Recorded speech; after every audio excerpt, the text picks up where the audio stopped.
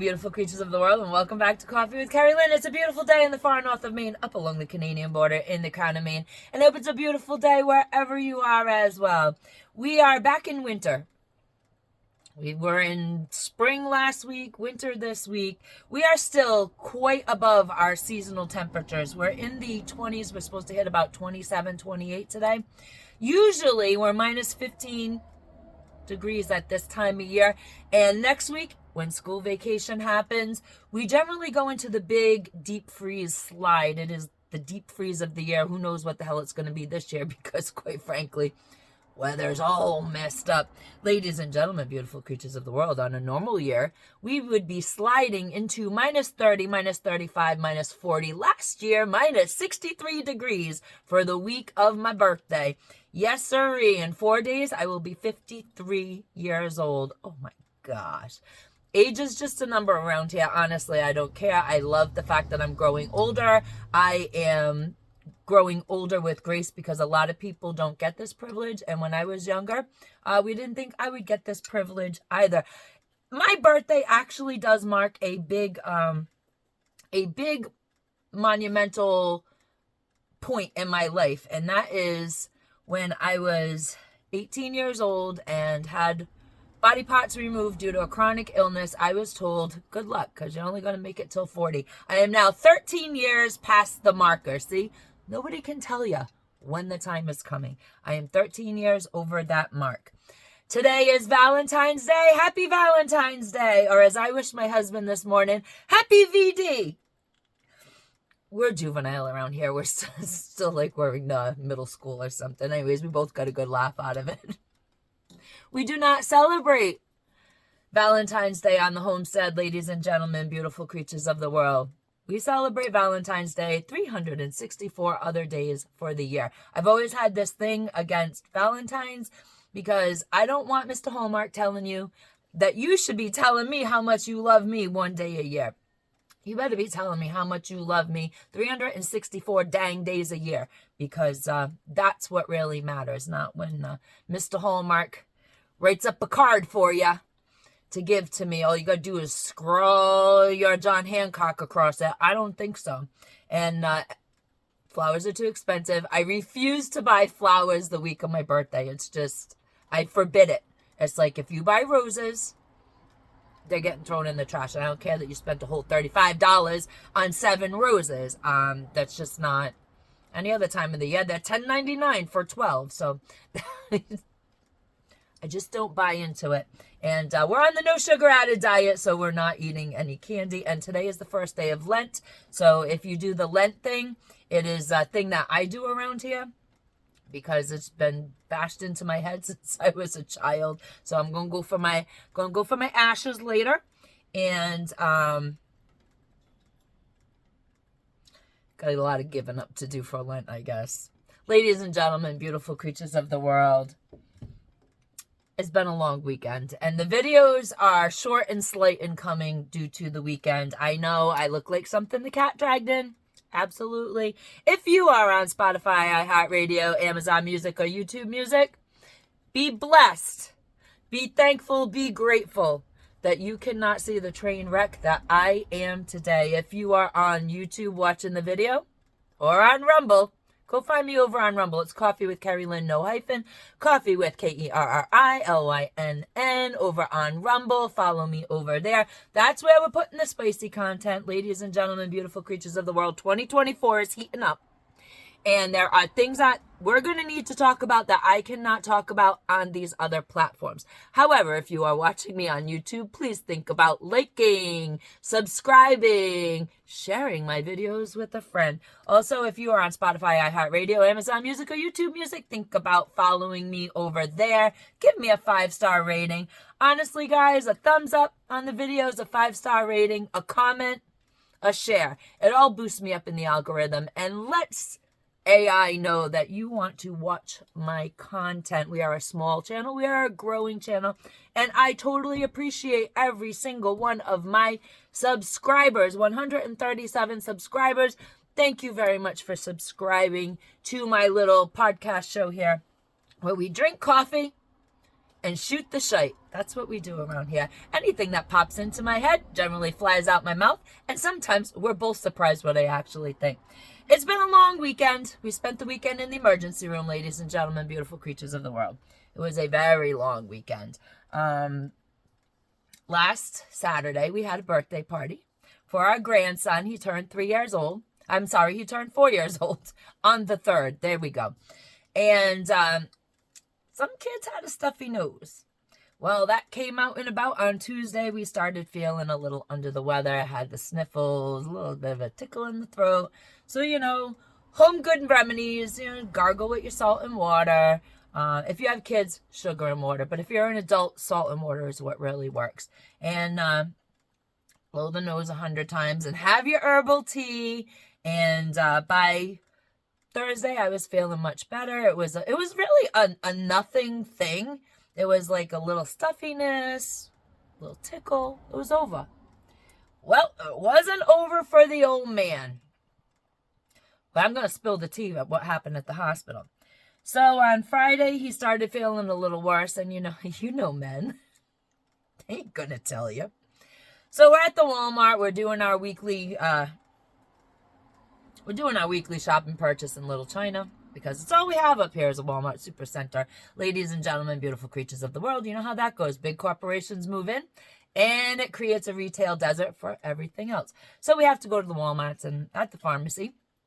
And I says to the pharmacist, I need, because it's behind the counter these days, I need a Sudafed 12-hour. And they said, you need a prescription. And I said, excuse me? She says, yeah, you need a prescription for that in the state of Maine because it's the law. Apparently, in 2017, the great state of Maine passed a law that in order to get the Sofudo, I don't know what the hell it is, ephedrine, whatever, the ingredient in the dang Sudafed that they make, meth out of, in order to combat the meth labs up here, ladies and gentlemen, beautiful creatures of the world, our legislature in Augusta decided in 2017 that they were going to make it so that if you want Sudafed 12-hour, 6-hour, whatever has the pseudoephedrine in it, y'all need a prescription for that. It wasn't enough. It wasn't enough that you had to show your license or identification. You had to sign a book. Every time you purchased it, it was behind the counter pre-2017. Well, there was no 12-hour Sudafed. And the old man has a birth defect that makes it so that his sinuses don't drain adequately. And so we had to go with the Sudafed tea. And I knew it wasn't going to work because he was really complaining about the pain on his face. And I says, oh God, this is going to be a rough one. And it was, because he woke up Saturday morning and we was in the friggin' ER. His face was swollen. It was sagging. I thought he had a stroke. It was awful. Ladies and gentlemen, beautiful creatures of the world, we go to the emergency room.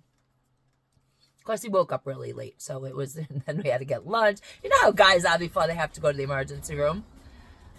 Wake up late, have to have something to eat before they go. He felt it was not he needed to go get seen. He knew that. And when a man knows that they have to go to the doctor, it's really bad. But we could do things before that, such as get a coffee, grab something to eat, finally go to the emergency room. Well, it wouldn't matter if we walked in the door early in the morning or when we did in the afternoon. The point being was, they were jammed, absolutely jammed. We had a 5.5 hour wait in a community that you generally do not have more than 15 minutes to a half-hour wait at the emergency room. I felt like I was back in Rhode Island Hospital, waiting for my number to be called. It was absolutely terrible. But I did go around making friends. Bottom line, they gave him what he needed. I knew he just needed antibiotics to knock it out, and we're on the mend. Anyways, long story short, I'm making friends because I am Rosemary's granddaughter, so I am making friends in the emergency room because it's such a long bloody wait. You got to talk to people. So I went around asking people how they were. If they needed anything, would they like a water out of the vending machine? Can I get them anything? It's just something that I do. Talk to people. What are you here for? So on and so forth. And finally, 5.5 hours later, this is where the tea's coming. I promise you, I'm spilling the tea. 5.5 hours later, we're in the back and, getting seen. I have to find out the story from everybody. What's going on? Why is the hospital so jammed?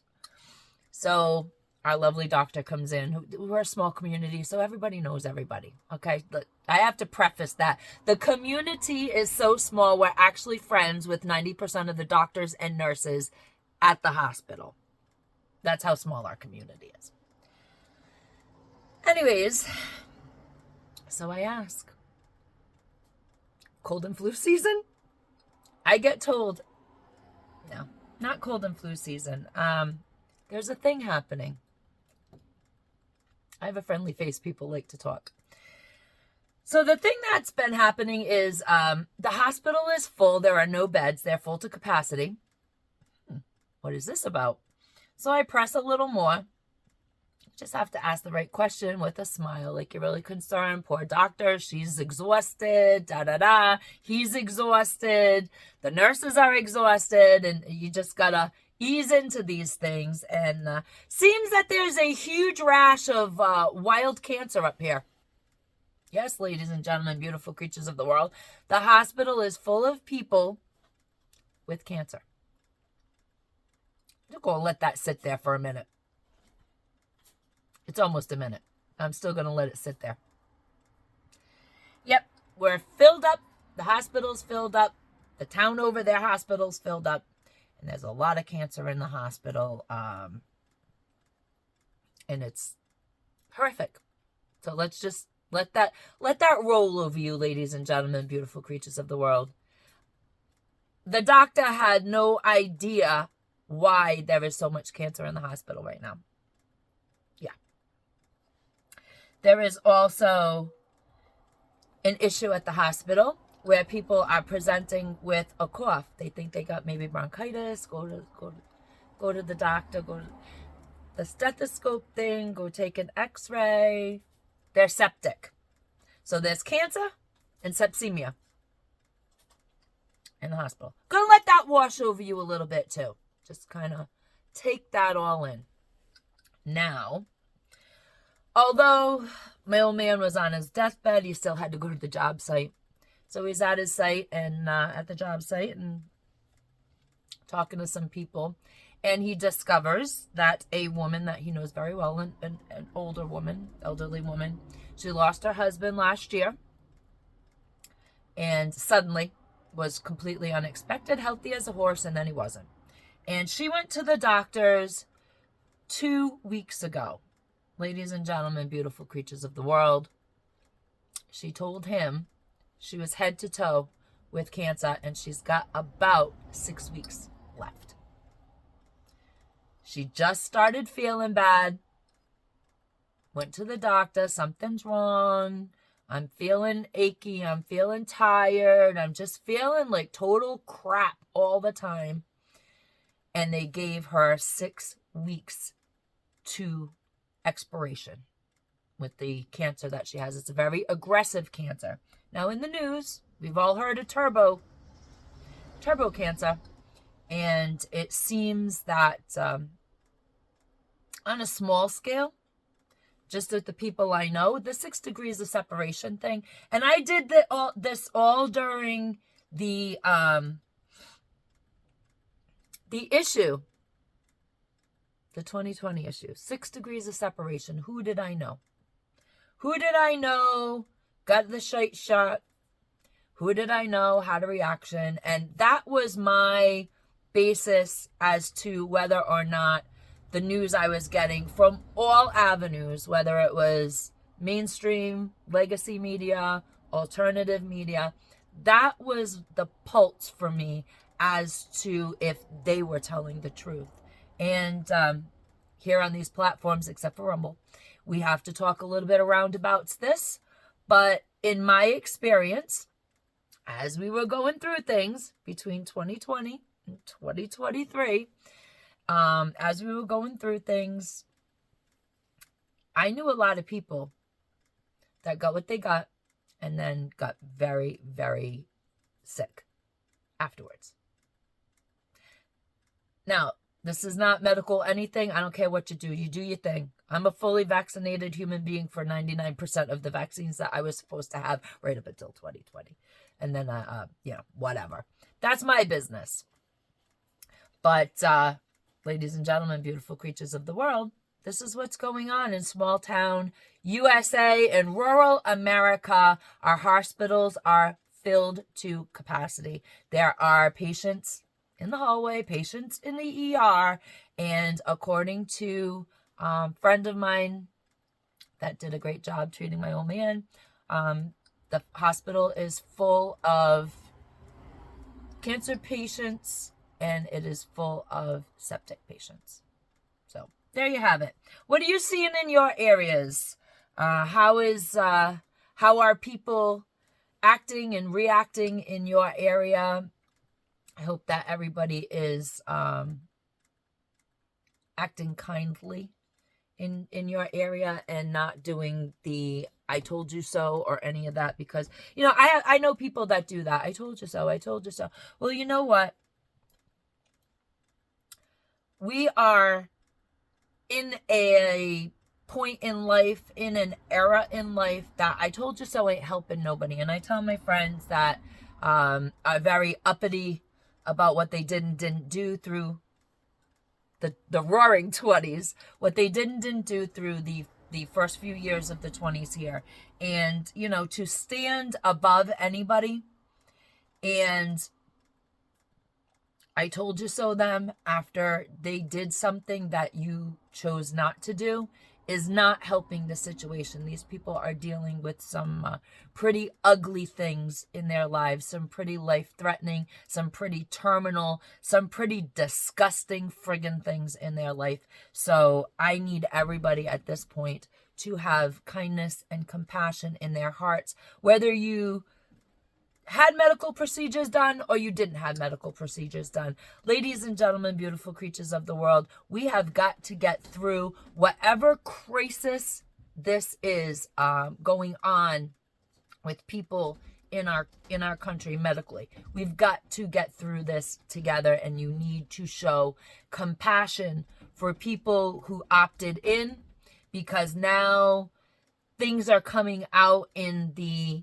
news that are not good about what was in the thing, what was in the procedure, what is happening to people who took the procedure. And for those of you who didn't take the procedure, to go on in life with your nose in the air and doing the I told you so thing, it's really friggin' disgusting. And if you're doing that, you really do need to stop doing that, because there is nothing they can do to reverse this. And we have to have absolute compassion. Our hospital is full. This is a time where whatever choice you made was the choice that you made. But if you are healthy, then you need to have compassion for those who thought that at the time, with the knowledge that they had, that they were doing the right thing. Ladies and gentlemen, beautiful creatures of the world, I wish you all a happy Valentine's Day, and I thank you for joining me today. Even though today's episode is a little upsetting, it's a little sad. Get your 5-can challenge going. Get those 5 cans on your shelf, ladies and gentlemen, beautiful creatures of the world. I'm going to start hitting you hard with it. I'm going to start pushing really hard for this, because if you're paying attention, out there, if you think outside of the box, if you let your imagination wander for just a little bit, then you can see what's coming.